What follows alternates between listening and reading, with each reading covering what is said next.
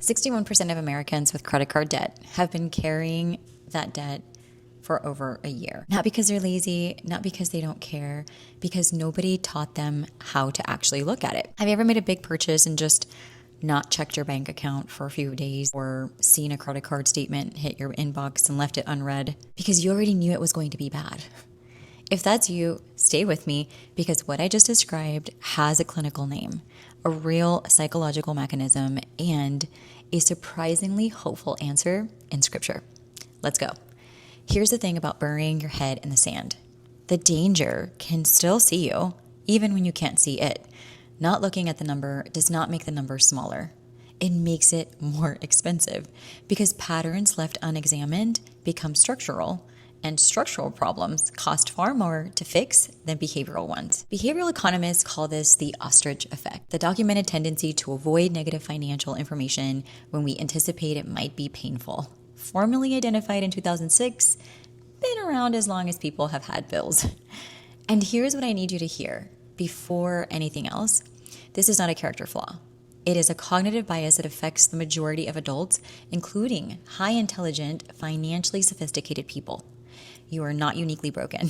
You're human, but we still have to talk about the cost, because relief without awareness just keeps you comfortable and stuck. The ostrich effect is not laziness. It is a conflict between the rational part of your mind that knows you need to look and the emotional part that anticipates the pain of seeing it. When the emotional brain predicts pain, it avoids automatically before you make any decision, and avoidance is creative.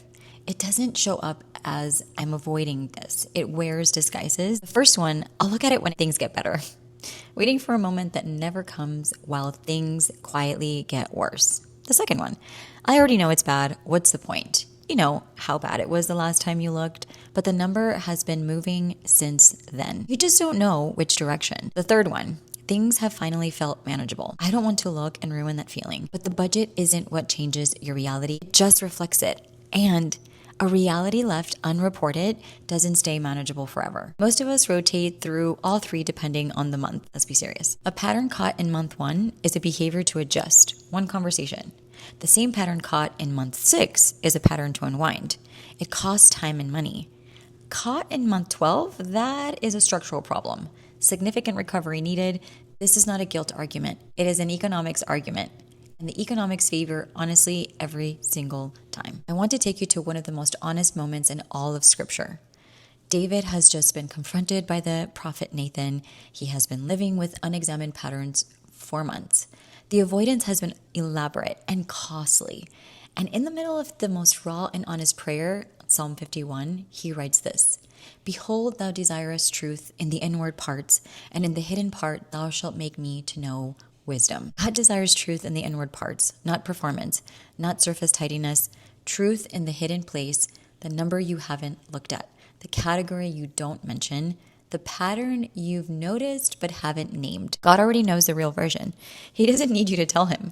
What he desires is that you know it too. That is the whole ask. Now hear the second half. In the hidden part, he will make you know wisdom. Truth first, wisdom follows. You cannot receive the wisdom until you sit with the truth.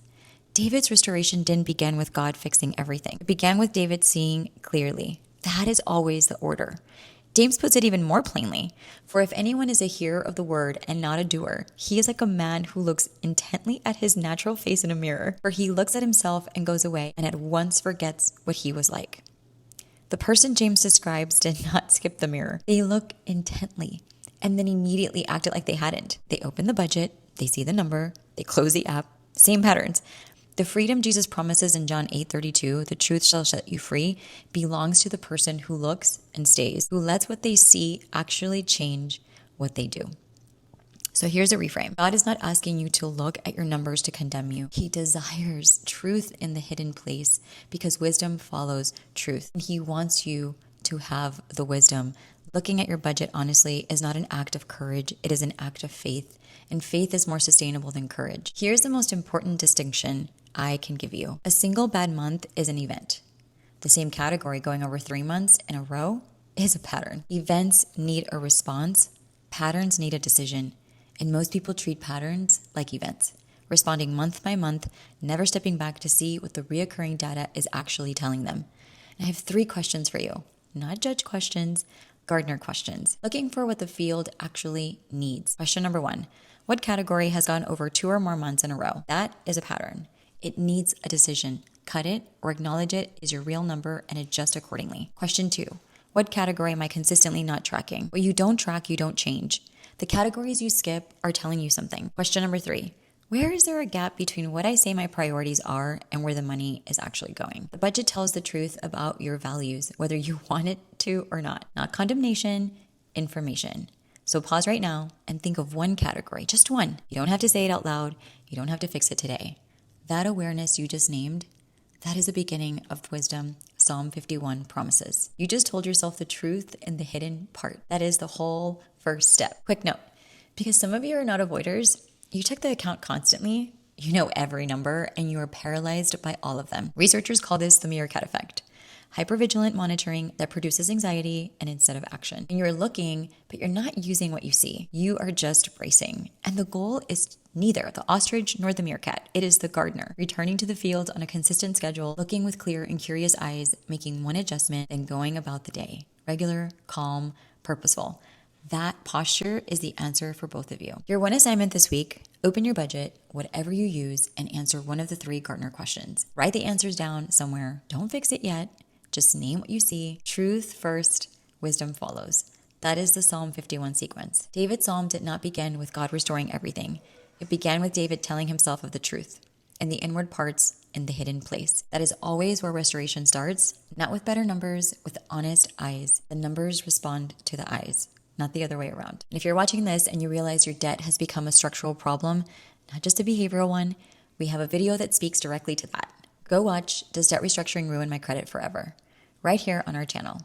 It might answer the question that's been keeping you from taking that next step. Remember, freedom starts here. We'll see you in the next one.